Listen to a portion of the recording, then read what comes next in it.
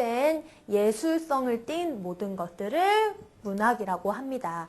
그러면 여기에서 언어 예술이란 또 무엇이냐? 자, 작가의 상상과 체험을 통한 것이다. 자, 작가의 상상력과 자신의 체험을 통해서 여러분들에게 들려주는 이야기. 자, 즉 언어 예술이라고 생각하시면 됩니다.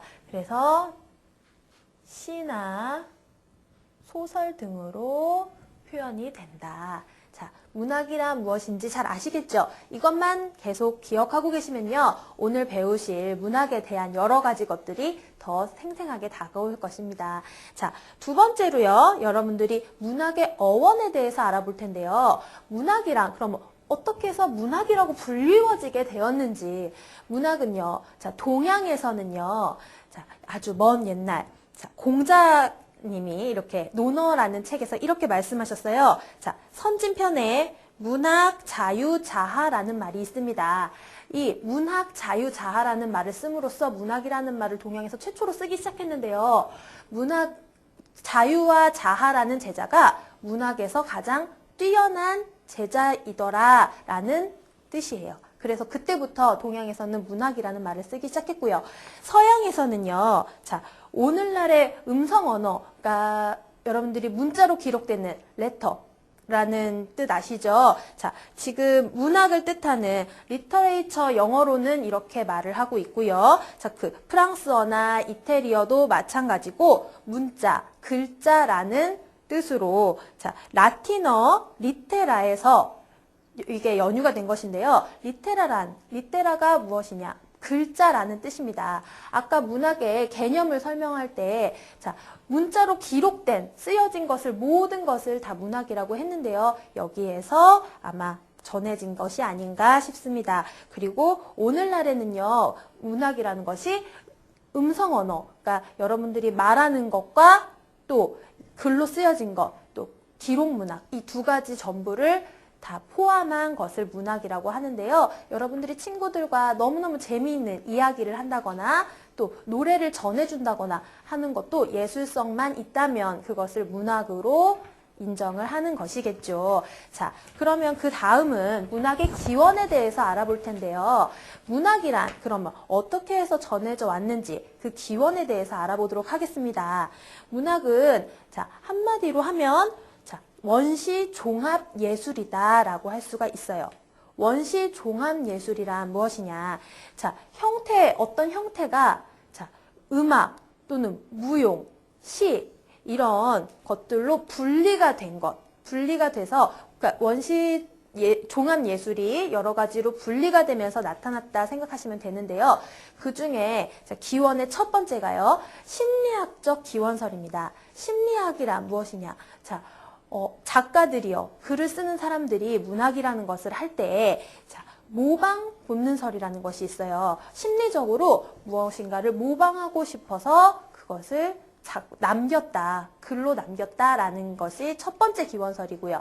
또 심리학적 기원설 중에 두 번째는요, 유희 본능설입니다. 자, 유희 본능설이라는 것은 뭐 다른 동물들이 갖지 않는 어떤 유희적인 인간, 그러니까 즐기고 싶고 재미있는 것을 좋아하는 인간의 습성을 말하는 것이죠. 자, 그래서 칸트나 스펜서 같은 사람들은 이런 유희 본능설을 믿고 있고요. 그 다음에 흡입 본능설이라는 게 있습니다. 자, 심리학적으로 흡입 본능설이라는 것은요, 자, 다윈 등의 진화론자들이 자, 인간들이 다른 사람들을 자신의 생각으로 끌어들이고 싶은 그런 인간의 심리를 이제 이렇게 말하고 있는 것이고요. 네 번째는요, 자기 표현 본능설이라는 것이 있습니다. 자, 인간은 누구나 자신의 생각을 표현하고 싶어 한다. 그렇게 허드슨이 최초로 말했다고 생각하시면 됩니다. 자, 그리고 또 문학의 기원에는요, 발생학적 기원설이라는 것이 있습니다. 발생학적 기원설이라는 것은 그로세라는 사람이 자, 문학이나 예술은 심미성, 그러니까 미적인 것보다는 실용성이 중요하다. 자, 실용적이라는 것은요, 어떤 것에 실제적으로 쓰인다라는 의미잖아요. 그래서 발생학적으로 기원을 되었다라고 주장을 하고 있고요. 자, 마지막 세 번째, 아까 처음에 말씀드렸던 기원 중에 원시종합예술설입니다.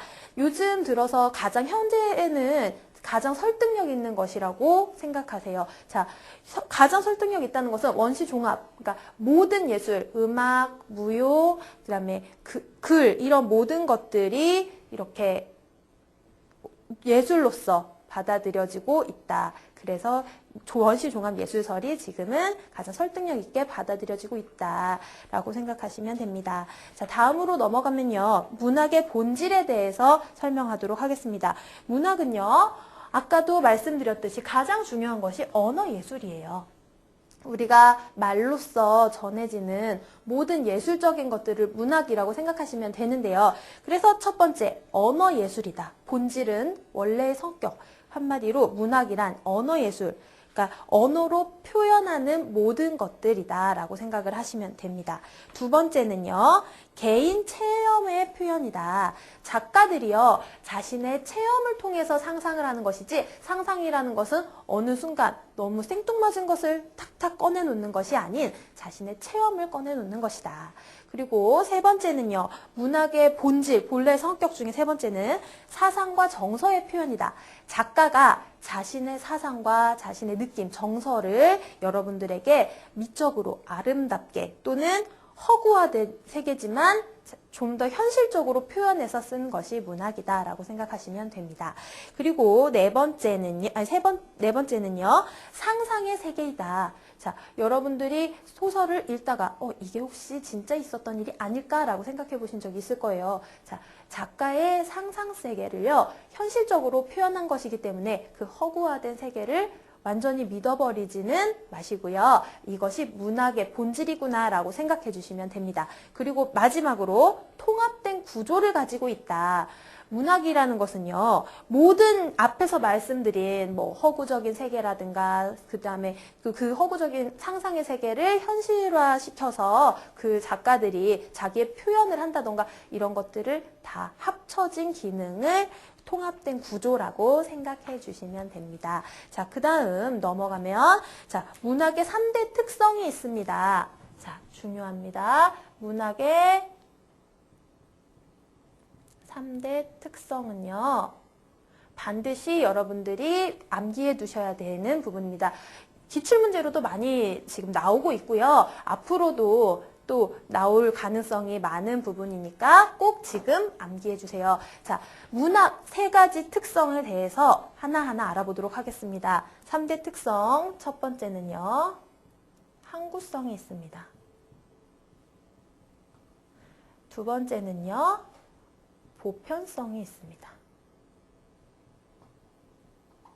세 번째는 작가의 개성이라고 합니다. 자, 문학 작품을 내가 지금 글 한 편을 쓴다 생각을 해보세요.